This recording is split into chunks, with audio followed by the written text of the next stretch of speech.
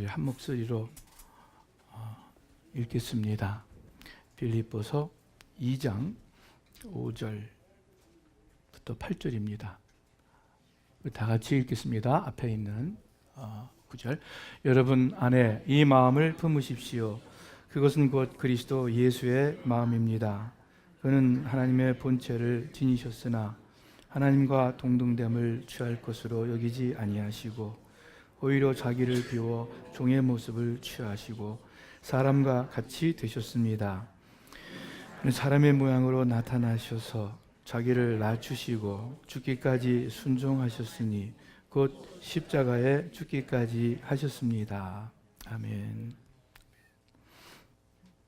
오늘 본문은 동방박사나 마리아 요셉의 이야기는 아니지만 성탄절에 관련된 중요한 말씀 중에 하나입니다. 왜냐하면 성탄절은 예수님께서 오신 것을 축하하고 또 감사하는 절기인데, 바로 오늘 본문이 하나님의 아들 예수 그리스도가 이 땅에 오신 사건을 말씀하고 있기 때문입니다. 또한 그 예수님께서 어떻게 오셨는지, 그 의미가 무엇인지 우리에게 가르쳐 주고 계십니다. 빌립보서는, 우리 본문이 있는 빌립보서는 바울이 마케도니아의 빌립보에 있는 교회에 보낸 편지입니다.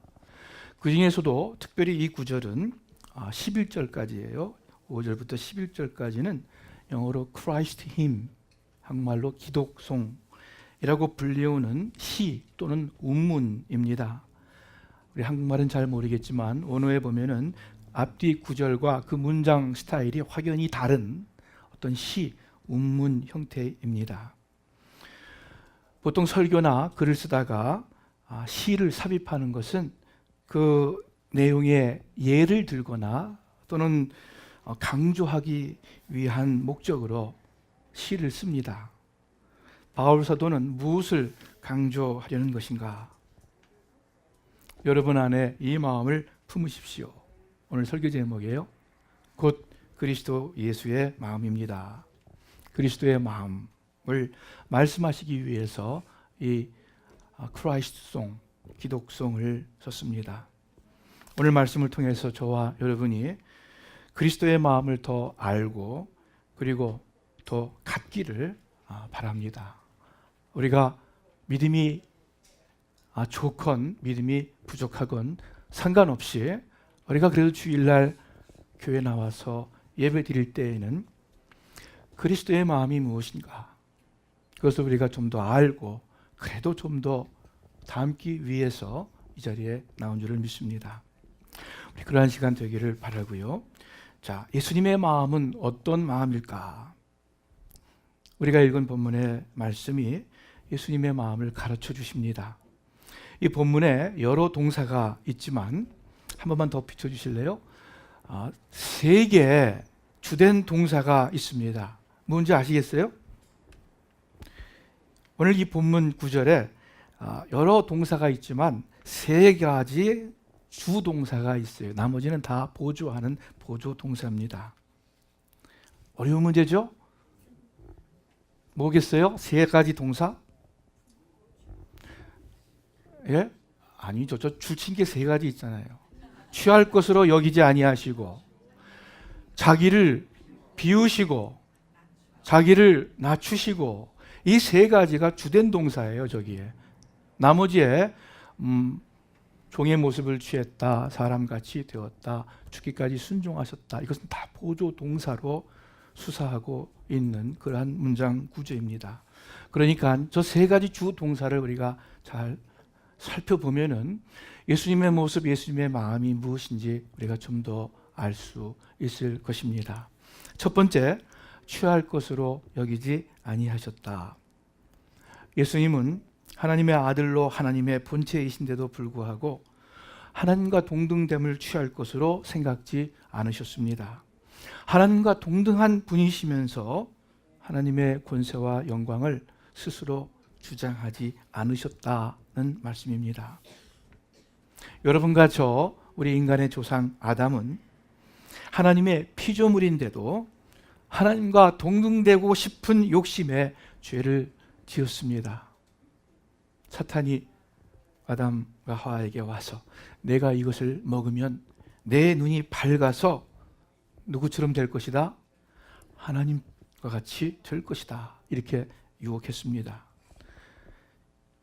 이 유혹에 넘어가서 하나님께서 먹지 말라고 명하신 금단의 열매 선악과를 따먹었습니다. 죄를 지었고 하나님으로부터 멀어졌습니다. 반면에 성경에서는 둘째 아담이라고도 말씀하시죠.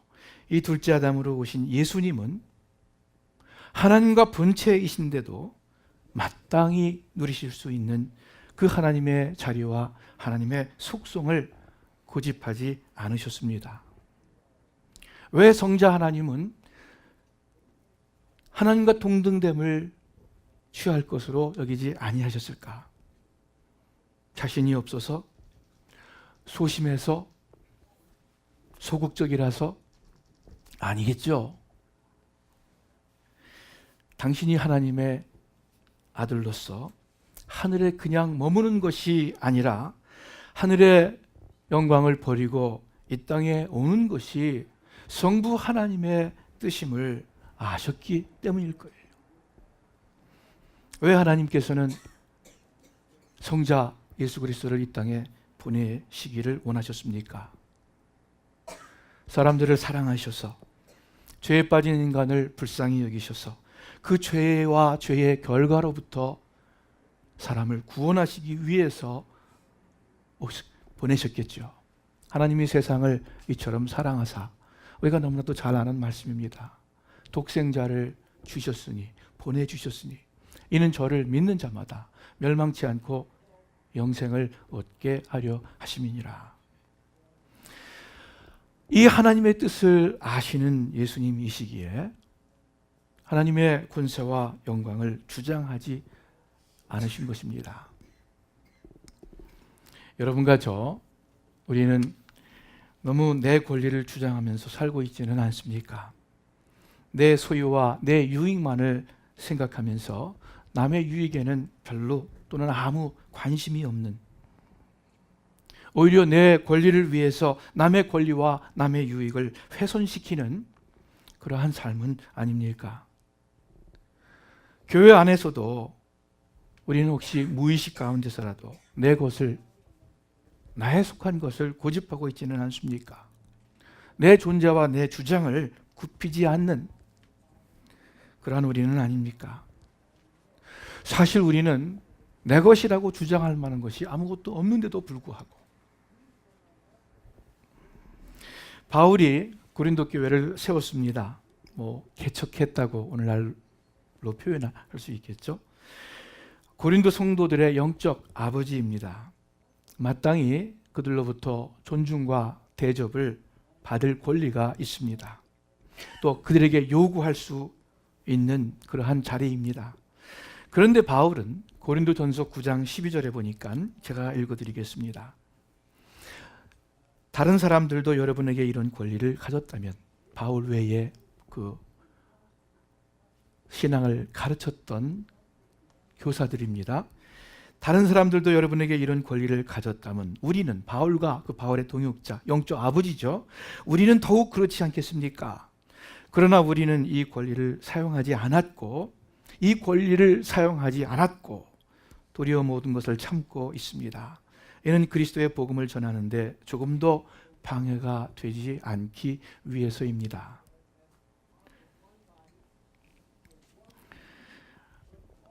예수님께서 하나님과 동등됨을 취할 것을 여기지 아니하셨다. 바울이 지금 고린도전서 9장에서 당연하지만 이 권리를 내가 사용하지 않았다. 그 고린도 교회 성도들을 위해서, 또 그리스도의 복음을 위해서였습니다. 자, 이 말씀은 무조건 자기 권리를, 자기 이득을 포기하라는 뜻은 아닐 것입니다.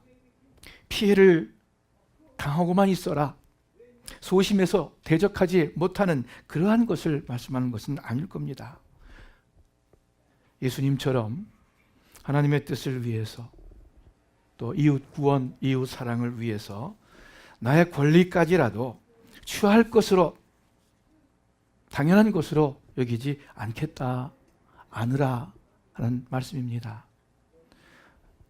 예수님을 위해서, 이웃을 위해서, 예수님의 복음을 위해서, 때로는, 아니 종종 우리의 권리를 유보할 수 있는 그러한 마음이 바로 예수님의 마음인 줄을 압니다. 지금 여러분과 제가 살고 있는 이 세상은 정말 개인주의가 팽배하고 거의 절대적인 수준이에요. 자본주의가 발달한 그러한 사회입니다. 제가 아이들을 키우면서 그 어린아이들이 말을 배우는데 제일 먼저 배우는 말 중에 하나가 이것임을 알았어요. 뭐냐면 여러 말이 있겠죠. 단어가 아니라 어떤 문장. 아이들이 참 빨리 배우는 말이 It's mine 그거더라고요. 집에서 학교에서 It's mine, That's mine 그거 내 거야. 이거 내 거야. 그거 가지고 친구들끼리도 장난감 가지고 싸울 때 이거 내 거야. 학교에서 이거 내 거야. 또 그것을 선생님도 부모도 인정을 해주는 그러한 이 세상입니다. 그래서 커서도 자기의 것이, 그것이 돈이든 시간이든 물질이든 물건이든 의견이든 어떤 권리든 내 것이 침해당했을 때 참지를 못해요. 참지를 못해요. 그런데 오늘 본문 말씀에 예수님은 그 당연한 권리와 속성을 취할 것으로 여기지 않으셨다. 이 세상과 너무나도 다른 자세입니다. 그러나 우리는 우리 그리스도의 마음을 배우기를 바랍니다. 여러분 안에 이 마음을 품으십시오. 곧 그리스도 예수의 마음입니다. 두 번째, 예수님은 하나님의 권세와 영광을 취할 것으로 여기지 않으셨을 뿐만 아니라 한 걸음 더 나아가서 실제로 그 권세와 영광을 내려놓으셨습니다. 하나님의 영광된 속성을 비우셨습니다. 예수님은 이 땅에 계실 때 우리 보통 사람들처럼 연약함과 아픔과 슬픔을 당하셨습니다. 여러분 이거 사실 잊지 마세요. 성경에도 우리와 똑같이 시험을 받았다. 그러나 죄는 없으신 분이다. 이렇게 예수님에 대해서 말씀하고 있습니다. 천지 만물을 지으시고 주관하시는 하나님의 아들이 천지 창조에 함께 했던 성자 하나님께서 이 땅에 오셔서 배가 고팠어요. 성경에 보면 목이 마르셨어요. 바쁜 행로에 피곤하셨다고 말씀합니다. 예루살렘을 보시고 눈물을 흘리시기도 했어요. 제자들의 배신과 배반에 마음이 아팠을지도 몰라요. 십자가에 달려 극심한 고통을 당하셨습니다. 심한 수치와 모욕, 부끄러움을 당하셨습니다. 예수님보다 더 심한 부끄러움을 당한 분이 있을까 할 정도로 예수님은 수치와 모욕을 당하셨어요. 만인 앞에서. 여러분 천지 만물을 지으신 하나님께서 어떻게 그렇게 이 땅에 오셔서 비참하고 처참한 모습으로 죄인의 약자의 모습으로 십자가에 달릴 수 있습니까? 어떻게 그럴 수가 있어요? 하늘과 땅을 지으신 하나님이 여호와 하나님이 어떻게 십자가에 달려 그렇게 돌아가실 수가 있겠느냐 그거예요. 그것은 오늘 본문 말씀에 있듯이 자기를 비우셨기 때문입니다. 하나님의 영광과 하나님의 권세, 하나님의 영광을 버리셨기 때문에 그리고 이 땅에 오셨기 때문에 그것이 가능한 것이었습니다. 모든 것의 주인 되신 분이 자신의 지위와 권한을 내려놓으시고 오히려 종의 모습을 취했다고 오늘 말씀하고 있습니다. 예수님께서 직접 하신 말씀이에요. 제가 읽어드릴게요. 마태복음 20장 28절 우리 다 같이 한번 읽죠. 시작. 나는 섬김을 받으러 온 것이 아니라 섬기러 왔으며 많은 사람의 죄값을 치르기 위해 내 생명마저 주려고 왔다. 이 세상 모든 사람들이 섬김을 받기 원하고 섬김을 좀 더 받으려고 저 열심히 일도 하고 좋은 학교도 갑니다. 그러나 예수님은 섬김을 받으러 온 것이 아니라 섬기러 왔다고 분명히 천명하고 계십니다. 앉아서 먹는 자가 크냐 섬기는 자가 크냐, 앉아 먹는 자가 아니냐, 그러나 나는 섬기는 자로 너희 중에 있다. 예수님께서 이 세상에 어떤 그 종의, 외적인 종의 신분으로 오셨다는 뜻이 아닐 거예요. 그 섬기는 종의 본질적인 속성을 의미하고 있습니다. 만인의 섬김을 받아야 할 분이 하나님의 아들이 만인을 섬기신 것입니다. 당신의 생명을 주시기까지 섬기신 것입니다. 이 비우셨다라는 단어, 많은 깊은 의미가 있겠지만 한 가지 얼른 간단히 알 수 있는 사실은 예수님은 당신을 비우셔서 당신의 모든 것으로 우리에게 채워주셨습니다. 당신의 생명을 내어놓고 버리심으로 우리에게 영원한 생명, 풍성한 생명을 주셨습니다. 고린도후서 8장 9절 제가 읽을게요. 여러분이 우리 주 예수 그리스도의 은혜를 잘 알고 있듯이 그리스도께서는 부유하신 분으로서 여러분을 위해 가난하게 되셨습니다.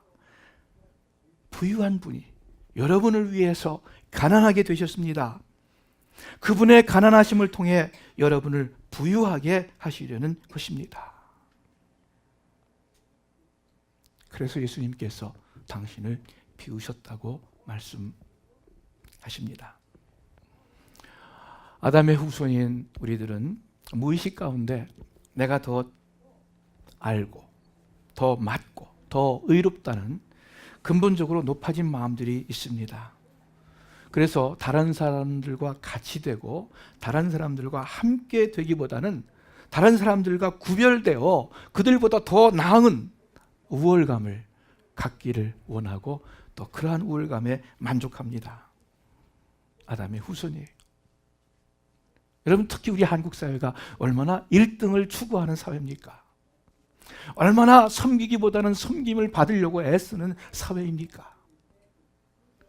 예수님은 반대로 섬기러 오셨고 그 섬기는 마음을 성탄을 통해서 보여주셨는데 우리 인간은 그 섬김의 정반대, 섬김의 반대말이 뭔지 아세요?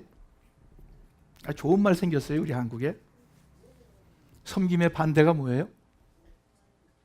갑질. 예, 그 옛날에 없던 단어 생겼어요. 섬김의 반대말 갑질이라는 단어가 생길 정도로 한국 사회에 섬김보다는 그 섬김의 반대, 섬김을 받다 못해 갑질하는 그러한 사회로, 어두운 사회로 나아가는 것 아닙니까?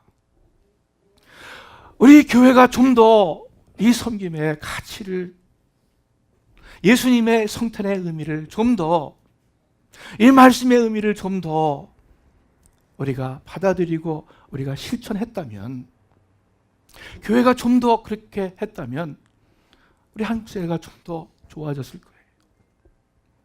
그런데 섬김을 받으려는 그 마음 자세가 교회를 다니는 사람도 교회를 안 다니는 사람들과 별로 다를 것이 없는 것 같아서 문제인 거죠.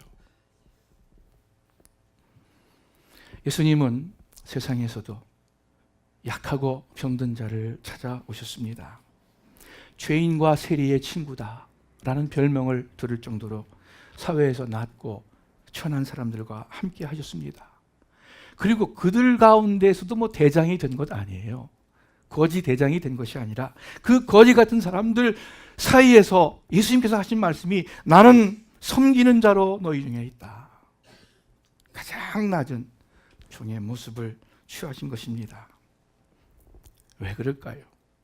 그 낮은 사람들을, 그 약하고 부족한 사람들을 구원하시기 위해서, 그 약한 사람들을 위로하고 격려하기 위해서 약한 모습으로, 낮은 모습으로 그들에게 다가간 것입니다. 여러분과 저 이 성탄의 계절을 맞이해서 이 땅에 오신 예수님, 낮은 사람들과 함께하기 위해서, 그래서 그 사람들을 구원하기 위해서, 약한 사람들과 함께하기 위해서, 그래서 그 연약한 사람들을 구원하기 위해서 이 땅에 오신 예수님의 마음을 품으시기를 우리 주님의 이름으로 축원합니다. 세 번째, 마지막으로 오늘 말씀 보니까 하나님과 동등됨을 취할 것으로 여기지 아니하시고 오히려 자기를 비워주셨고 결국 그래서 뭐냐면은 자신을 낮추셨습니다. 예수님은 당신을 높이신 분이 아니라 스스로 당신을 낮추어 세상에 오셨습니다. 예수님께서 이 땅에 오실 때 여관에 자리가 없어 마국간 구유에서 태어나셨습니다. 유대 땅이 아닌 예루살렘 근처가 아닌 그 예루살렘 근처는 어떤 정통의 그 유대교의 지역입니다. 그런데 그런 땅이 아닌 갈릴리에서 무슨 선한 것이 나올 수 있겠느냐라고 말할 정도로 후진 또 낮은 갈릴리 동네에서 자라나셨습니다. 예수님의 제자들도 대부분 갈릴리의 어부 출신입니다. 나중에 예루살렘에 입성하실 때 늠름하고 당당한 말을 타고 들어오신 것이 아니라 참 볼품없는 낮은 노새를 타고 입성하셨습니다. 돌아가실 때에도 당시에 가장 처참한 노예나 그런 사람들이 받는 처벌, 십자가형을 당하셨습니다. 그 시신도 남에게 빌린 무덤에 놓이셨습니다. 이거 다 자신을 낮추신 예수님심을 나타내는 어떤 겉의 삶의 모습입니다. 예수님과 반대로 사탄은 스스로 높이려다가 타락한 천사입니다. 이사야서에 보니까 그 사탄을 가리켜 이렇게 노래합니다. 너 아침의 아들 계명성이요.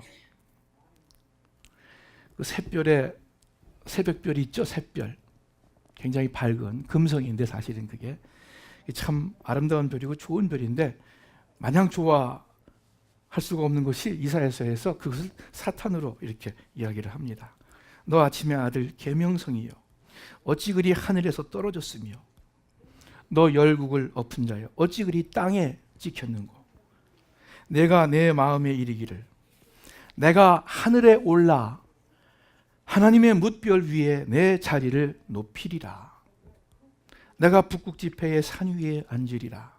가장 높은 구름에 올라가 지극히 높은 이와 같아지리라 하는도다.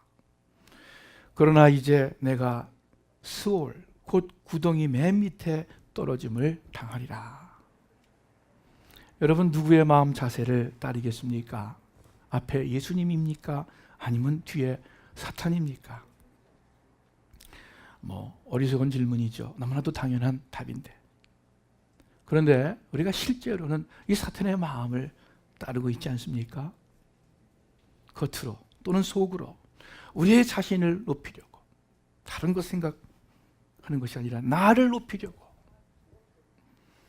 애쓰고 있지는 않습니까? 성 프란시스코 중세의 성자죠. 어느 날 이 제자가 성 프란시스 선생을 찾아와서 조용히 물었습니다. 선생님께서는 스스로 어떤 분이라고 생각하십니까? 그러니까 이 성 프란시스가 주저없이 대답합니다. 나는 이 세상에서 가장 악한 사람이라고 생각한다. 그 말을 들은 제자가 조금 기분이 좀 불편했어요. 선생님, 그렇게 말씀하시는 것은 교만입니다. 그거 바로 위선 아닙니까? 많은 사람들이 선생님을 성자라고 부르고 있습니다. 세상에 수많은 강도, 살인자, 악한 사람들이 많은데 어떻게 성자라고 칭함을 받는 선생님께서 스스로 가장 악하다고 말씀합니까? 그 위선적으로 들립니다. 하고 볼멘 소리로 이야기했어요. 그렇죠? 우리도 그렇게 얘기할 수 있을 것 같아요. 그러니까 이 성 프란시스가 빙그레 웃으면서 대답합니다. 자네가 나를 몰라서 그래. 나는 정말 악한 사람이야. 하나님께서 네게 이렇게 많은 은혜를 베풀어 주셨으니까 오늘날 내가 된 것뿐일세. 만일 하나님께서 내게 베풀어 주신 은혜를 다른 사람에게 주었다면 그 사람은 나보다 몇 배나 더 훌륭한 사람이 되었을 것일세. 그렇게 진심에서 우러나오는 말을 했다고 합니다. 참 겸손한 마음이죠.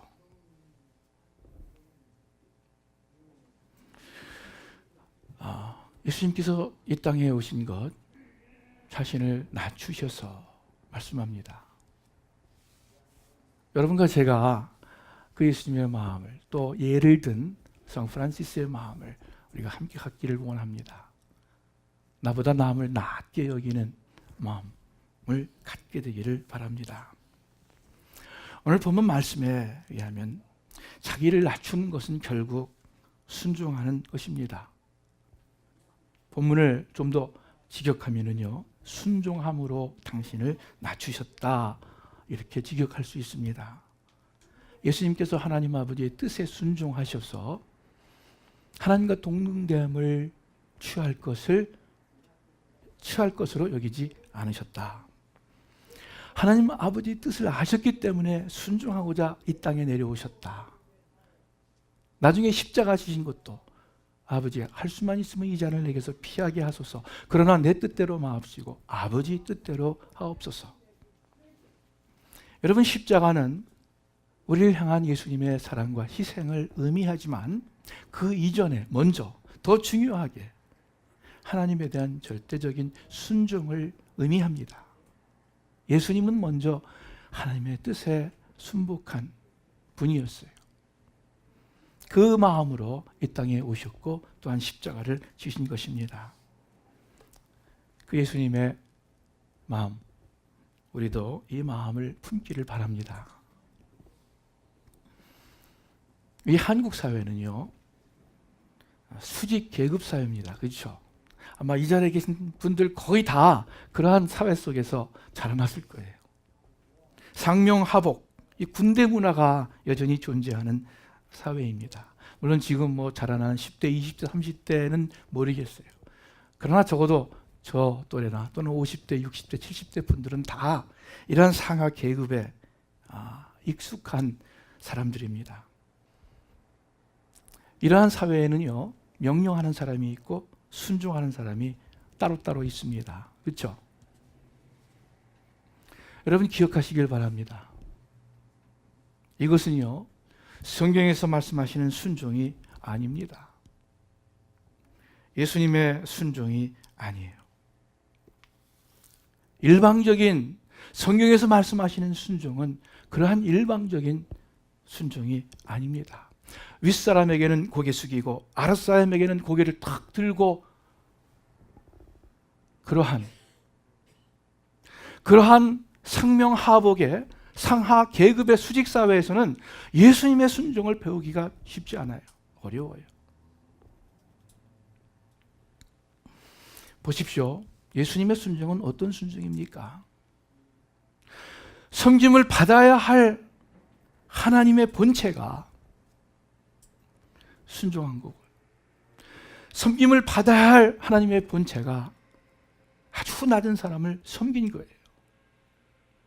우리가 윗사람 순종하고 복종하는 것, 그거는 예수님의 순종하고는 거리 멀어요. 물론 인간 사회의 질서와 어떤 조화를 위해서 또 일을 이루어 나가는 데 있어서 명령하는 사람, 지시를 내리는 사람, 또 그것을 따르는 사람 당연히 있습니다. 그러나 지금 그리스도의 마음을 얘기하는 거예요.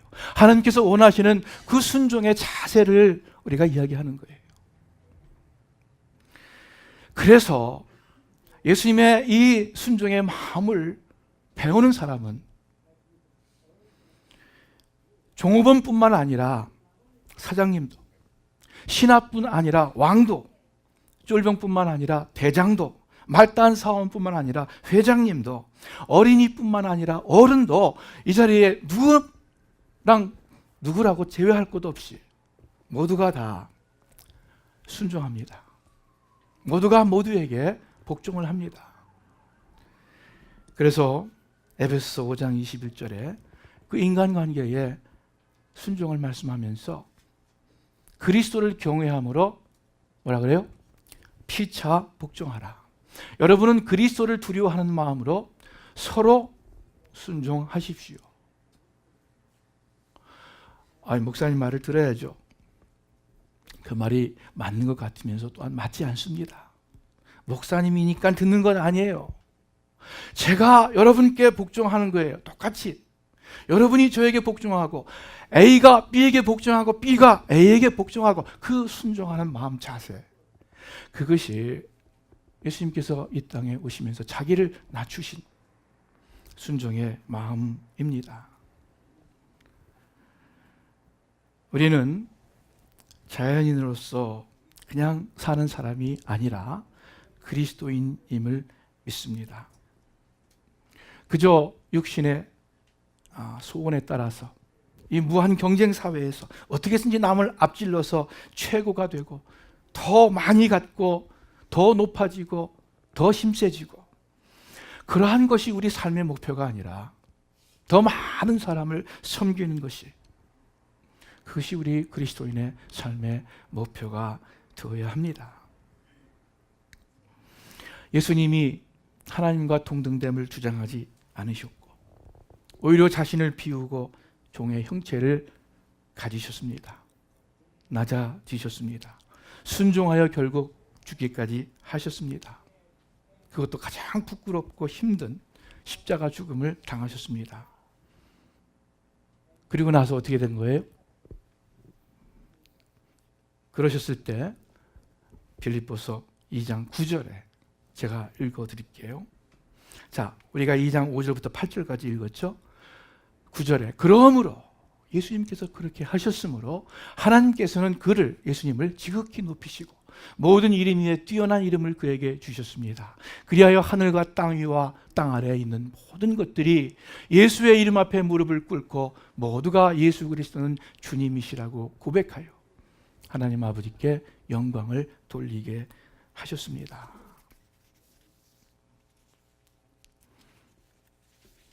예수님의 마음을 갖고 사는 사람, 우리 이 구절을 통해서 하나 배울 수 있어요. 예수님의 마음을 갖고 사는 사람, 하나님께서 분명히 책임져 주십니다.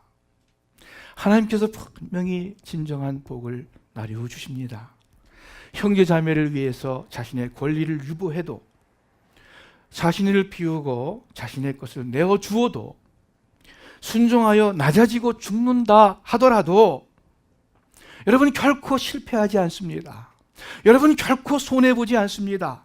결코 부끄러움 당하지 않습니다. 그 반대로 하나님께서 부유하게 채워주실 거예요.